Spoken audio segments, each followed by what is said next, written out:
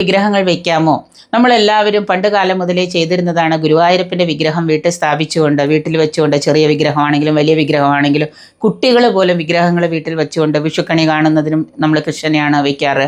കൃഷ്ണൻ്റെ പലതരത്തിലുള്ള വിഗ്രഹങ്ങളുണ്ട്. ഓടക്കൊല്ലു വെച്ചിട്ടുള്ളതും വെക്കാതിരിക്കുന്നതും ഒക്കെ ആയിട്ടുള്ള വിഗ്രഹങ്ങളുണ്ട്. വിഗ്രഹങ്ങൾ എന്ന് പറയുമ്പോൾ പലതരത്തിലുള്ളതുണ്ട്. ഭഗവാൻ ശിവൻ, പരമശിവൻ്റെ വിഗ്രഹങ്ങൾ മാത്രമേ നമ്മളെ വീട്ടിൽ അങ്ങനെ വെക്കാതെ, അത് ശിവലിംഗമായിട്ടാണ് ഉപയോഗിക്കുന്നത്. പൂജാമുറിയിൽ നമുക്ക് വിഗ്രഹങ്ങൾ വെക്കുന്നതിനോ വിഗ്രഹങ്ങൾ പ്രാർത്ഥിക്കുന്നതിനോ ഒന്നും തെറ്റില്ല. പിന്നെ സ്വാത്വികമായിട്ടുള്ള ഇതിൽ ഏറ്റവും കൂടുതൽ നമ്മൾ പ്രാർത്ഥിക്കുന്നതും നമ്മൾ പൂജിക്കുന്നതും ഭാഗ്യസൂക്തം 3 പാരായണം ചെയ്യുന്നത് പോലും നമ്മൾ ഭഗവാന്റെ വിഗ്രഹത്തിന് മുന്നിലിരുന്നു കൊണ്ടായിരിക്കണം എന്ന് ആചാര്യന്മാർ പറഞ്ഞിട്ടുണ്ട്.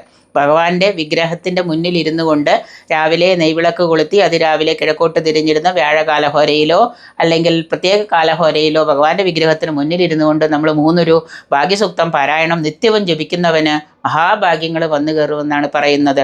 കൃഷ്ണൻ്റെ വിഗ്രഹത്തിൽ നമ്മൾ മാല കോർത്ത്, തുളസി മാല കോർത്ത് അർപ്പിക്കുക. വിഗ്രഹങ്ങൾ വയ്ക്കുന്നതിന് വിരോധമില്ല. പക്ഷേ പ്രത്യേകിച്ച് കൃഷ്ണനെ ഭഗവാനെ നമുക്ക് കിടക്കുന്ന റൂമിൽ പോലും കൃഷ്ണനെ നമുക്ക് കൂടെ ഇരുത്താം എന്നുള്ളതാണ് ആചാര്യന്മാർ പ്രത്യേകമായിട്ട് പറഞ്ഞിട്ടുള്ളത്. പിന്നെ ചില വിഗ്രഹങ്ങൾ വീട്ടിൽ വയ്ക്കുന്ന സമയത്ത് നമുക്ക് ചില ശുദ്ധിയോടുകൂടിയും അർത്ഥശുദ്ധിയോടുകൂടിയൊക്കെ വേണം എന്നുണ്ട്. പക്ഷേ ഭഗവാന്റെ വിഗ്രഹങ്ങൾ വീട്ടിൽ സ്ഥാപിക്കുന്നതിന് തെറ്റില്ല എന്ന് തന്നെയാണ് ആചാര്യന്മാരുടെ മതം.